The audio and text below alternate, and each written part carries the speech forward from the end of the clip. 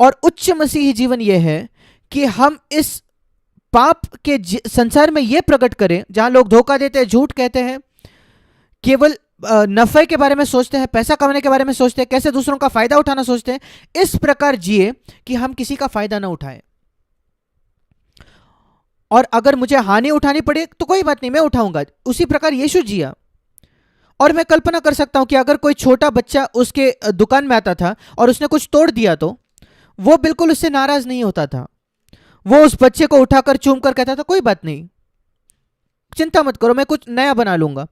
सोच कर देखिए, ऐसा जी कर आप सबसे अमीर बढ़ाई नहीं रहोगे नासरत में, पर आप उस कार्य को खत्म करोगे जो परमेश्वर ने आपको दिया है।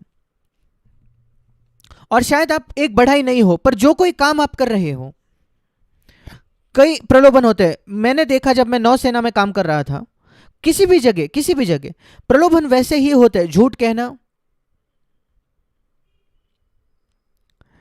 अपने आप के लिए कोई फायदा उठाना। मुझे याद है एक परिस्थिति जिसमें मैं था। मैं सारे बोट्स, जो सारे जहाज होते थे, नाव होते थे, उनके ऊपर था। अलग अलग अफसरों को वो उसके ऊपर रखते हैं और हमारे पास एक कमांडर होता है, कमांडिंग ऑफिसर, उसके ऊपर एक कैप्टन होता है। और जो नाव होते हैं, ऑफिसर्स को यह अनुमति थी कि वे नावों का इस्तेमाल करें, पर उनको डीजल के लिए पैसे भरने होते थे। अगर अफसर इस्तेमाल करे नाव का तो वो इस्तेमाल कर सकता था, उसको बिल मिलता था। पर जब कैप्टन यूज करता था उस नाव को, बोट को, और जो मेरे पहले बोट ऑफिसर थे वो उसको बिल नहीं भेजते थे। जब वो पिकनिक ले जाता था अपने परिवार को, उसको अनुमति दी थी, बस उसको डीजल के पैसे भरने होते थे। वे ऐसे दिखाते थे कि कैप्टन कुछ दफ्तर के काम से गया है और इसलिए कोई पैसे नहीं भरने पड़े।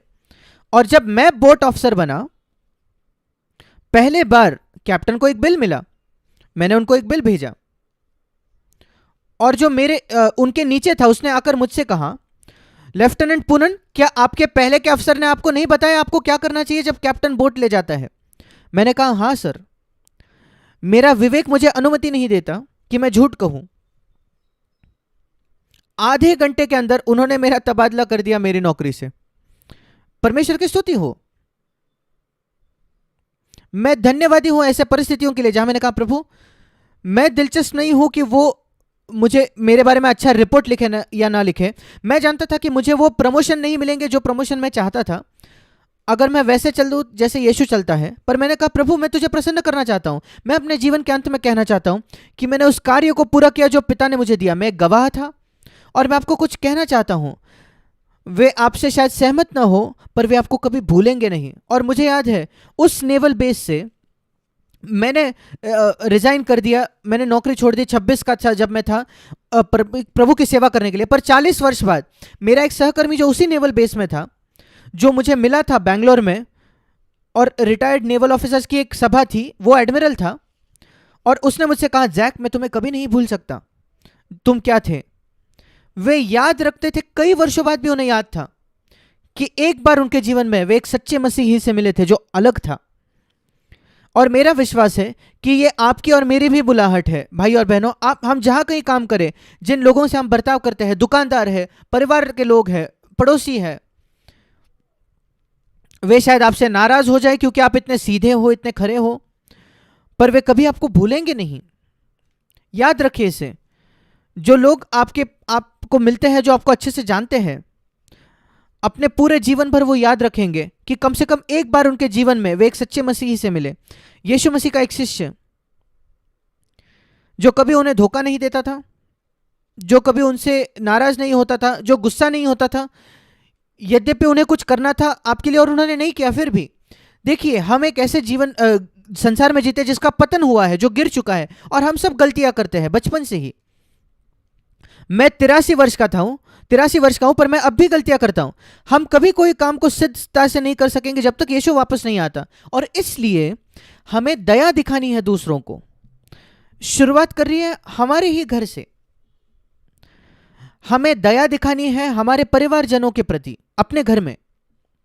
जब वे कोई गलती करते हैं, कहिए ठीक है, क्या कुछ टूट गया, ठीक है, हम हमेशा नया कुछ खरीद सकते हैं, या उसके बिना भी हम जी सकते हैं अगर हमारे पास उतने पैसे नहीं है खरीदने के लिए। तो कोई भी चीज इतनी महत्वपूर्ण नहीं है कि हम गुस्सा हो जाए और नाराज हो जाए और दिन भर उसकी चिंता करते रहे। नहीं, कुछ भी इतना महत्वपूर्ण नहीं है। सोचकर देखिए इस प्रकार, आज से 2000 वर्षों बाद जब आप पीछे मुड़कर देखोगे अपने जीवन में और उस घटना को देखोगे जो आपके घर में हुई, जो आपके नौकरी की जगह हुई, कि आप उसके विषय में इतना नाराज हो गए, उस विषय में आप 2000 वर्षों बाद क्या सोचने वाले हो? आज से 2000 वर्षों बाद क्या वो इतना महत्वपूर्ण होगा, इतना मूल्यवान होगा? बिल्कुल भी नहीं।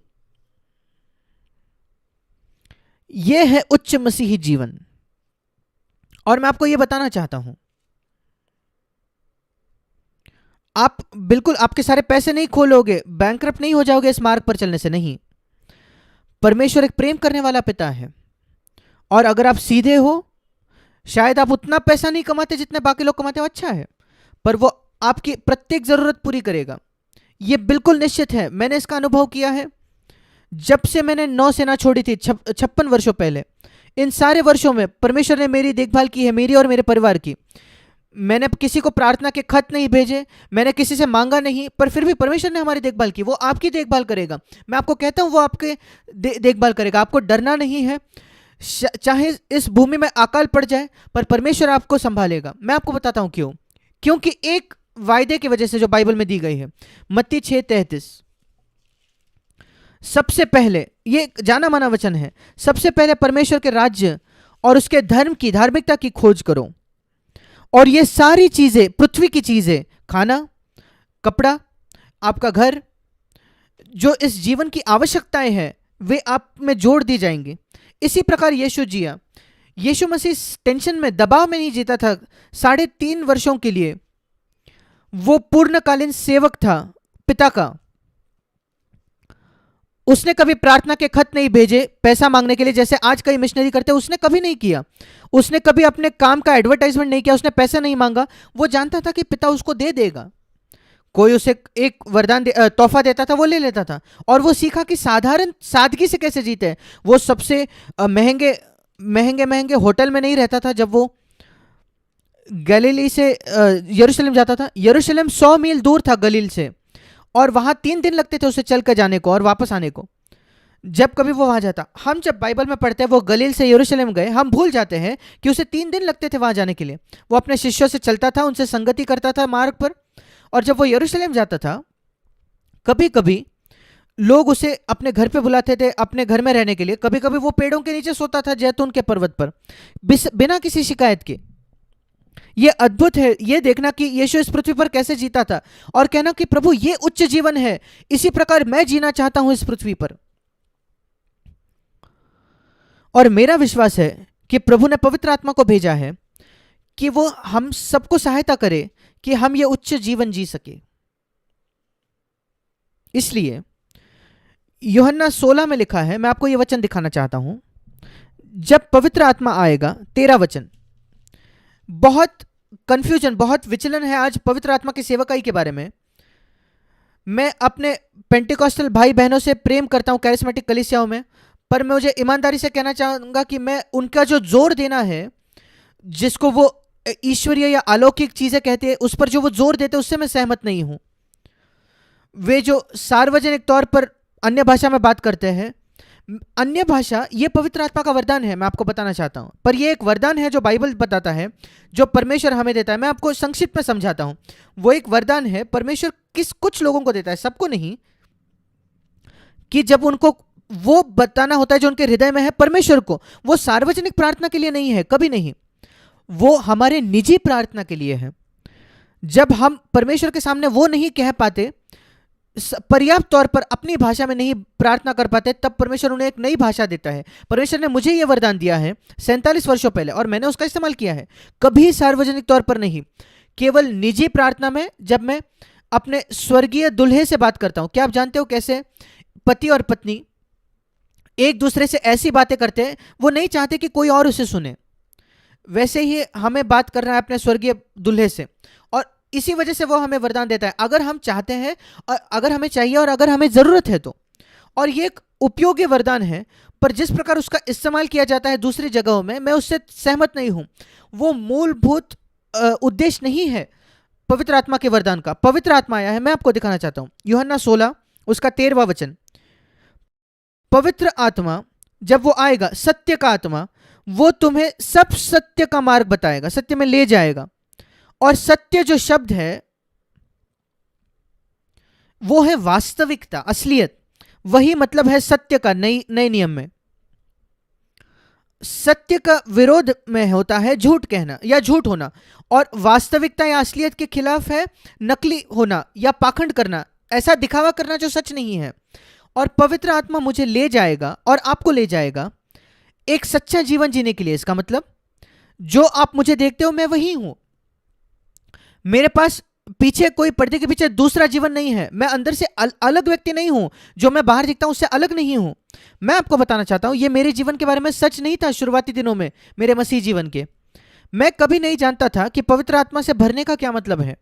मेरा नया जन्म हुआ था और मैं उस प्रकार जीता था जैसे अधिकतर मसीह जीते हैं। मैं सचमुच, मेरा नया जन्म हो चुका था। मैं जानता था अगर मेरी मृत्यु होगी तो मैं स्वर्ग जाऊंगा, पर मैं उस पृथ्वी पर वैसे नहीं जीता था जैसे परमेश्वर चाहता था मैं जीऊं। यहां लिखा है कि प्रत्येक व्यक्ति जो कहता है वो मसीह में बना रहता है, उसे चलना है जैसे यीशु चलता था, पर मैं ऐसे नहीं जी रहा था।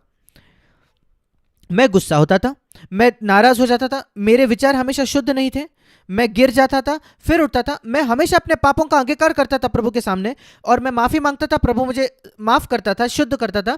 पर मैं निश्चित था कि मैं वापस गिरूंगा, पर मैं जानता था कि मसीह का लहू है मुझे शुद्ध करने के लिए। मैंने मसीह के लहू को नल के पानी के समान समझा था।